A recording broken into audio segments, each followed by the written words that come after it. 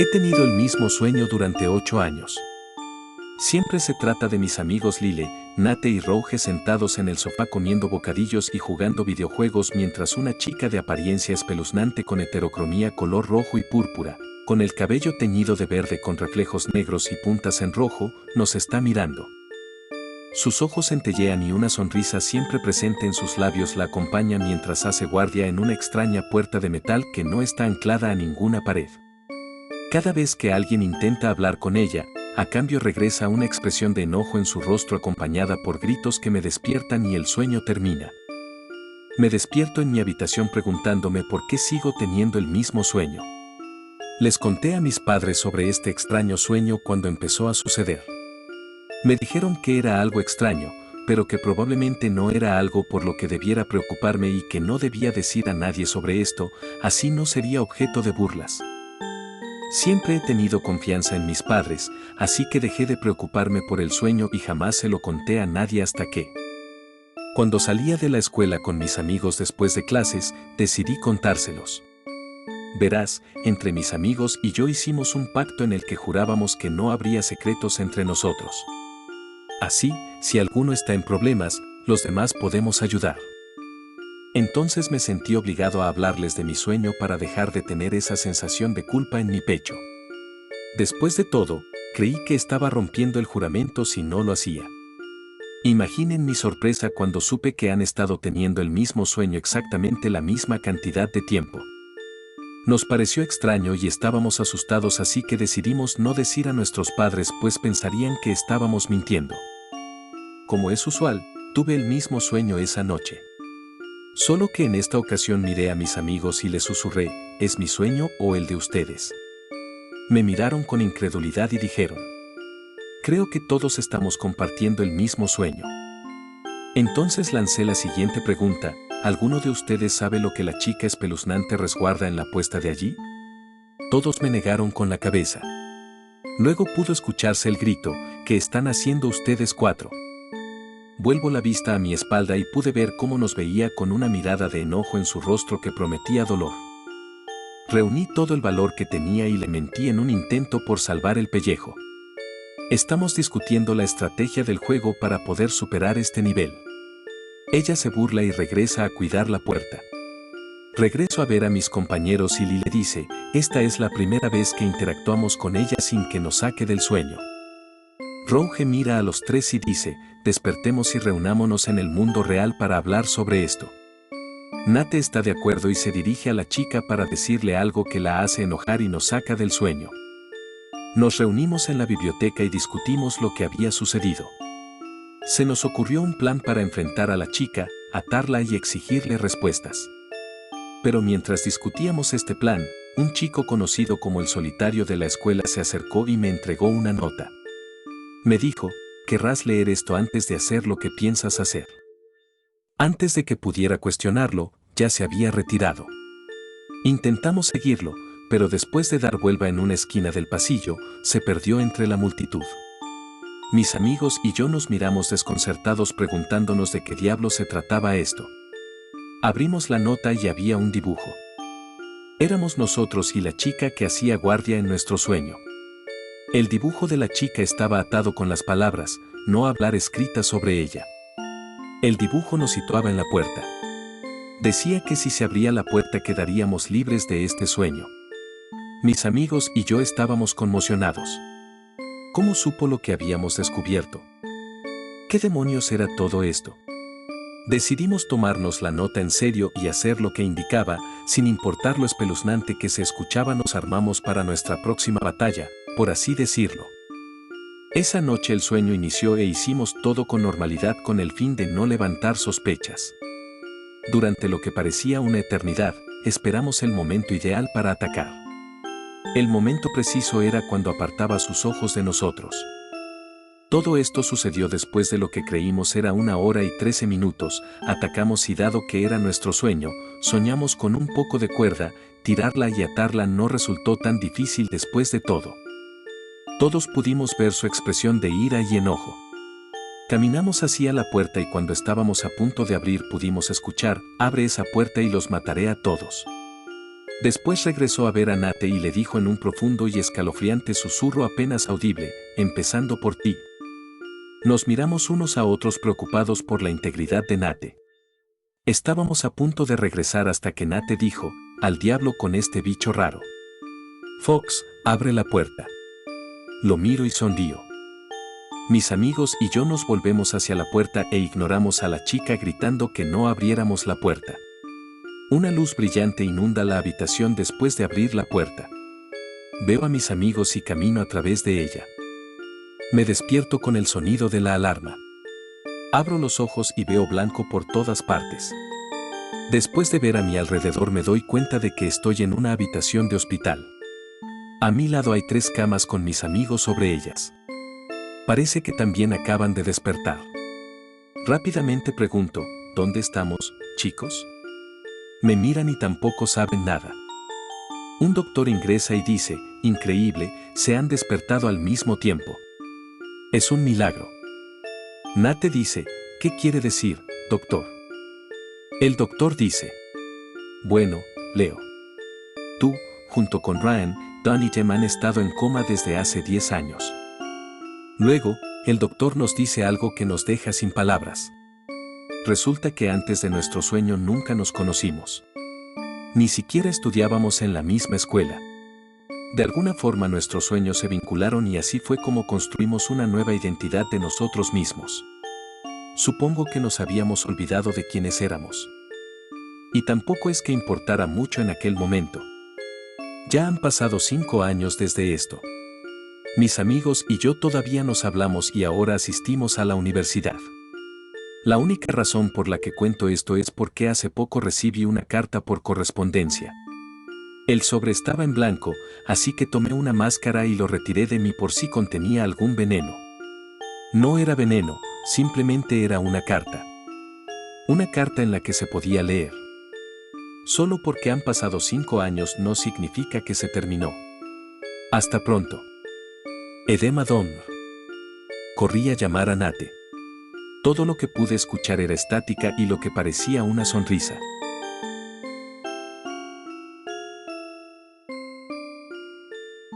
Lo único que puedo decir antes de comenzar con esto es que es real. Como casi todos sabemos, los niños llegan a tener amigos imaginarios con los que interactúan como si fueran reales. Algunas veces llegan a tener un lazo un poco extraño. Pero, ¿no te has preguntado quiénes son en verdad esos niños imaginarios que ven nuestros hijos? Quizá no, pero una familia comprobó por sí misma este extraño suceso. Un niño de 6 años, llamado Eric, se mudó con su familia a Zacatecas, México. Su padre tenía un trabajo en el que le ofrecieron mudarse ahí con todas las comodidades junto a una casa amplia para su familia y alejada de los disturbios urbanos. La familia era muy feliz en su nueva casa, aunque el padre casi no estaba presente por cuestiones de trabajo. De alguna manera siempre encontraba la forma de demostrarle su cariño a los suyos. Por ejemplo, a su hijo Eric le fascinaban los juguetes electrónicos a control remoto, así que le compró uno de apariencia similar a una persona. A Eric le fascinó el regalo, pero con un tono muy extraño le dijo a su papá un día, «Ten, papá, no quiero este juguete». Un poco desconcertado, el padre le preguntó a su hijo si es que no le había gustado, y este le respondió, «A mí sí, pero a Pepe no». Dice que ese tipo de juguetes lo ponen de malas y que si quieren que no me pase nada, no me los des. El padre no entendía lo que pasaba, ya que Eric aún no tenía amigos, pues era nuevo en el vecindario. No le dio mucha importancia al asunto y se fue. Días después, la madre de Eric notó que este no salía mucho de su cuarto y siempre hablaba solo, mencionaba frecuentemente el nombre de Pepe. Ella no creía que fuera algo extraño así que lo dejó, pero la tranquilidad se acabó una noche.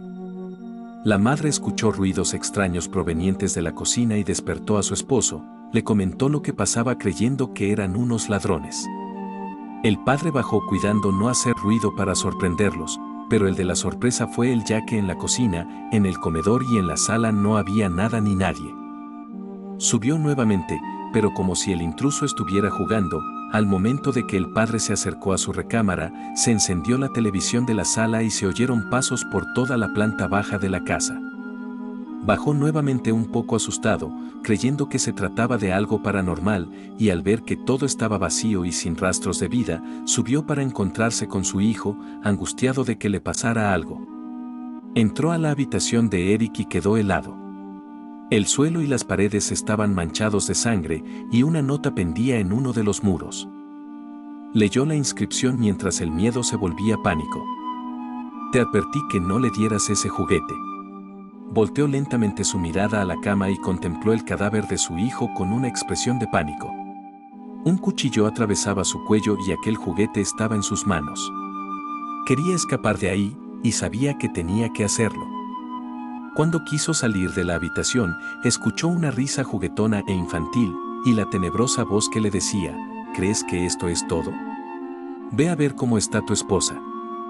A partir de ese día, el hombre no volvió a ser el mismo. Quedó marcado al ver morir a su familia a manos de un ente sobrenatural al que su niño llamaba Pepe.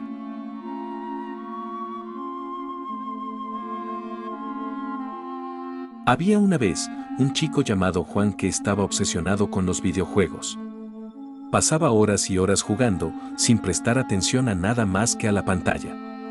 Un día, mientras navegaba por internet, encontró un juego llamado Realidades Ocultas que decía ser un juego de realidad virtual de última generación. Juan estaba emocionado de probarlo, así que lo descargó de inmediato. Desde el primer momento, Juan se sintió atrapado en el juego.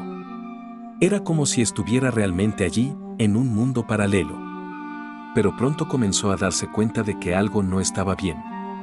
La gente en el juego parecía estar tratando de decirle algo, pero no podía entender lo que decían.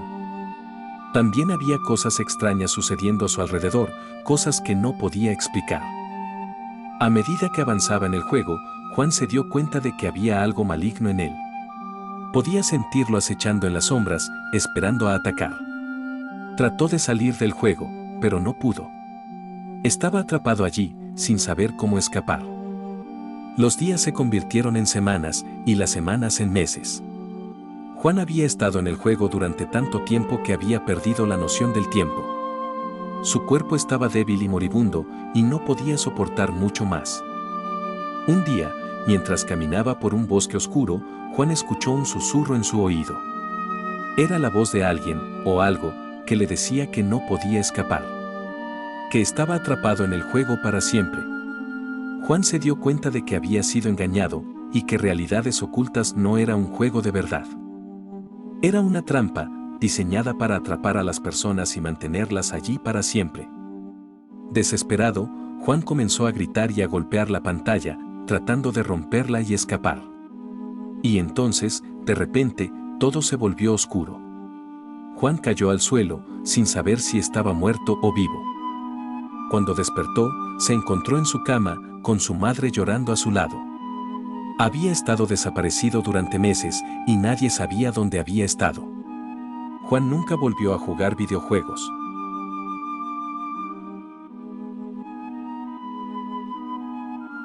Son las 12 de la noche, me voy a dormir.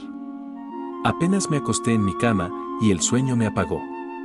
Al día siguiente, me levanté para ir al colegio. Me despedí de mi mamá y me fui. Mi colegio quedaba a 2 cuadras de mi casa, y tenía que cruzar solo una calle, que es la calle principal. Llegué a la calle y miro para ambos lados. Nada. Entonces cruzo la calle, pero un tipo, de repente, aparece a un par de metros de mí. Iba tomando, y venía descontroladamente rápido. Entonces cerré los ojos y sentí el impacto del vehículo. Me desperté agitado. Todo fue un mal sueño. ¡Qué alivio! Suspiré. Espera, un momento, ¿qué es eso? ¿Por qué estoy dentro de una especie de caja? ¿Por qué escucho el sonido de una pala? ¿Por qué escucho a gente llorando? ¿Qué hace mi cuerpo inerte aquí?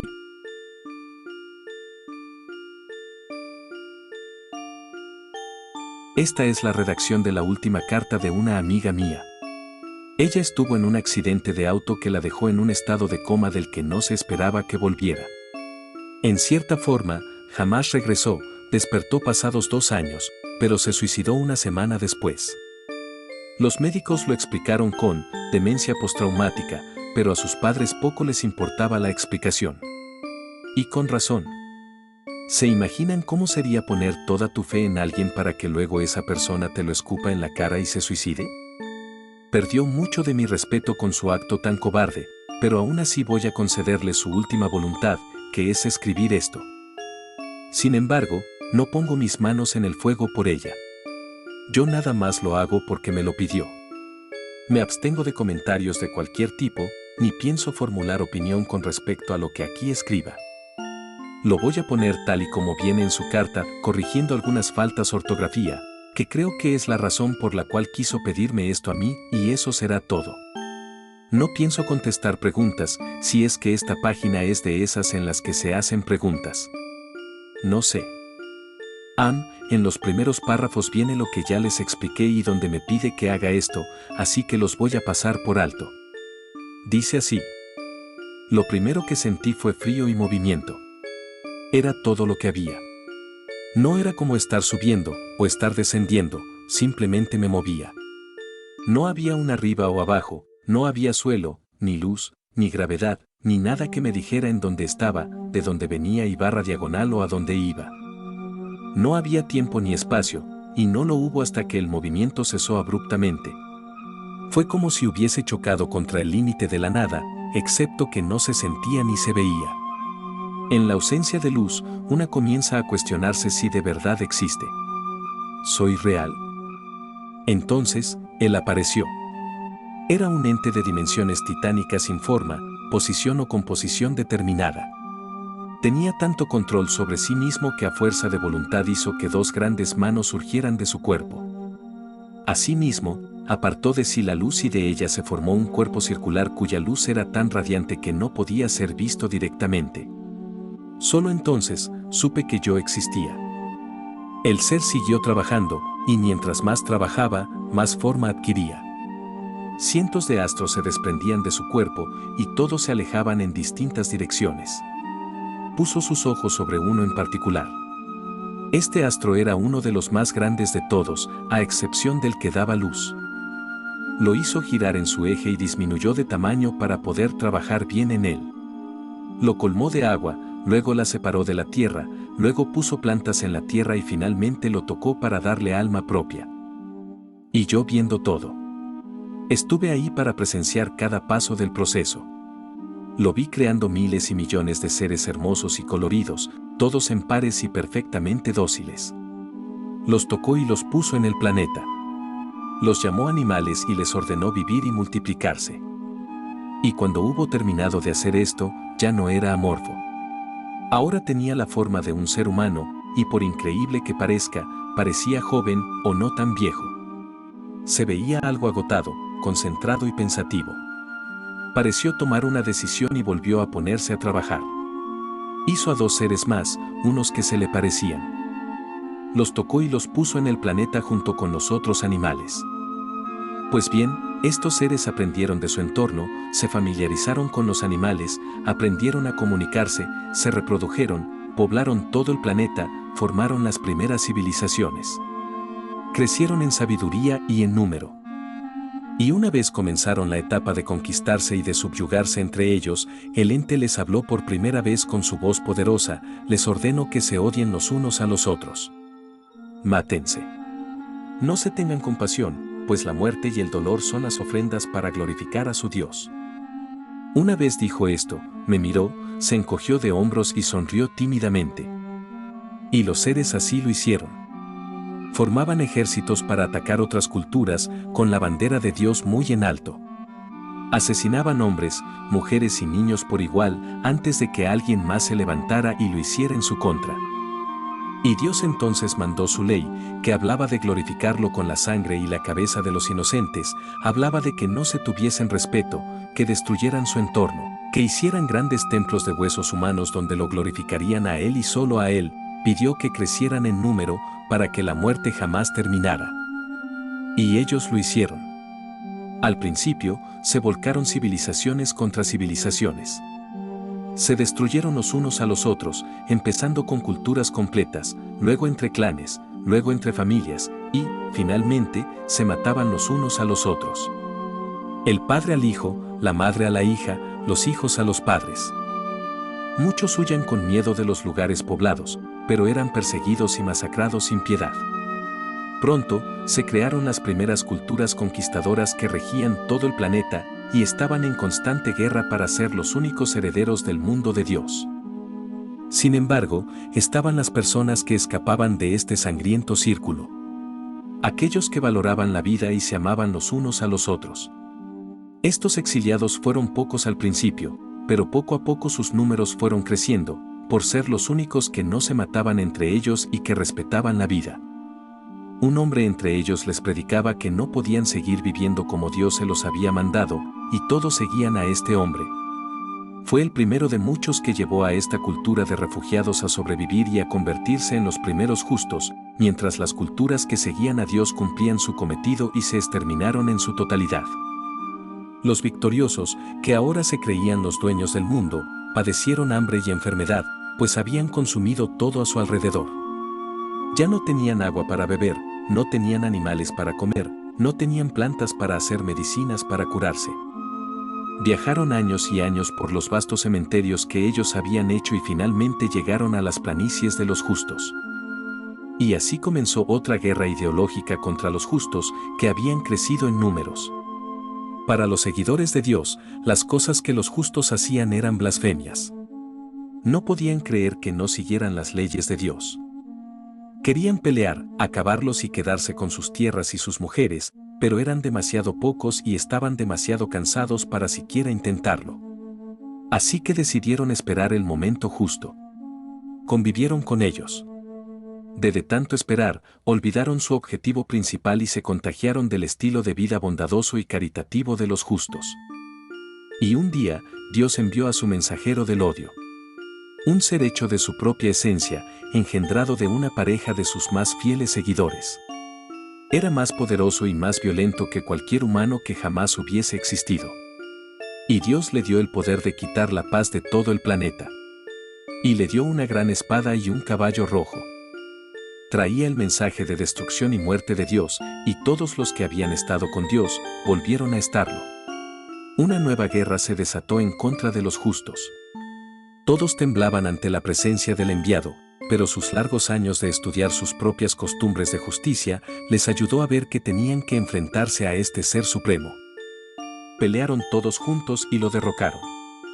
Los que lo siguieron se dispersaron, pero no querían que esa llama muriera, así que fueron a llevar el mensaje de que Dios de verdad existía y que seguía queriendo sangre y odio. El tiempo pasó. La cultura de los justos siguió creciendo y esparciéndose por el mundo, junto con la de los seguidores de Dios. Los justos veían a los amantes de la violencia volverse estrafalarios y ricos. Seguían glorificando a su Dios a su manera, pero cada vez eran menos. Los seguidores de Dios siempre estaban tratando de convertir a todos los justos al camino de la violencia porque Dios así lo quería, pero los justos ya no creían en su existencia. Los años habían pasado. Su enviado había sido olvidado por completo. Escuché a Dios cuando les gritaba, escúchenme, soy real. Soy su Dios y les ordeno que se odien. No me desobedezcan, o los castigaré. Sus palabras llegaban en forma de huracanes y terremotos que impactaban los pueblos. Los justos, como sea, no veían esto como sus palabras, sino como simples fenómenos de la naturaleza. Se ayudaban con ropa y comida y se prestaban sus casas entre ellos para tener donde vivir. Y los justos olvidaron para siempre el nombre de Dios. Vivieron sus vidas siendo buenos entre ellos. Sembraban sus alimentos y cuidaban sus poblaciones, los animales eran sagrados para ellos, pues representaban el alimento y la naturaleza. El medio de transporte primario fue el caballo. El más grande descubrimiento que jamás hubo fue que se podía extraer agua del fondo de la tierra, y esto para ellos fue mágico. Como extraer agua de una piedra. Lo compartieron con todos y los pueblos pudieron crecer prósperos y felices en áreas donde antes no podían. Los seguidores de Dios poco a poco estaban menos convencidos de que su supuesto enviado alguna vez hubiera existido y adoptaban cada vez más las costumbres rurales y respetuosas de los justos. Guardaban su religión para cuando estaban solos, por vergüenza a que los justos los vieran siendo violentos. Ese mundo estaba por cumplir los 70.000 años, se veía verde y en él habitaban personas felices que nunca más volverían a creer en Dios. Se volvió hacia mí y me sonrió, como compasivamente. Sé lo que estaba viendo. Que lo que había creado en ese mundo al menos 100 veces más grande que el planeta Tierra, era bueno. No creían en él y no le gustaba. Pero era un paso más cerca. Entré en paranoia y traté de hablarle poco antes de que comenzara a moverme una vez más. ¿Qué será de nosotros? ¿Qué vas a hacer con nuestro planeta? Le pregunté desesperada en repetidas ocasiones antes de sentir la absorción que me atraía a través del hiperespacio. Solo alcancé a verlo volver a enfocarse en su nuevo planeta, el que ya no creía en él, pero que era más próspero y unido de lo que nosotros podríamos ser. Y la fuerza de atracción me llevó lejos de ese sol, lejos de esa galaxia, y finalmente pude ver que me sacaba de ese universo. Viajaba más rápido que ninguna cosa en el infinito. Dejé atrás todas las estrellas. Pronto, volví a quedar completamente a oscuras, sin nada más que la luz menguante de los astros del universo inverso que Dios había fabricado frente a mí. Me volvió a invadir la irrealidad, volví a moverme fuera del tiempo y del espacio. Algo me hizo dar vuelta y viajar de frente. Una nueva luz apareció frente a mis ojos. Volví a verme rodeada de astros, luego vi nuestro Sol, luego nuestro sistema y el planeta Tierra. La gravedad volvió a engullirme. Comencé a caer sobre el continente americano, sobre México, luego pude ver Sede Juárez y caí contra el hospital en donde me tenían hospedada. Y desperté. Termina la carta dirigiéndose a mí nuevamente, explicándome que no quería quedarse en este mundo. Y no se suicidaba solo con la esperanza de que Dios la llevara a ese mundo que le permitió ver. También lo hacía porque, sin Dios cuidándonos, vendrían los lobos. Y los lobos vendrían dispuestos a demostrar que existían. Y no sería con señales, sino con susurros.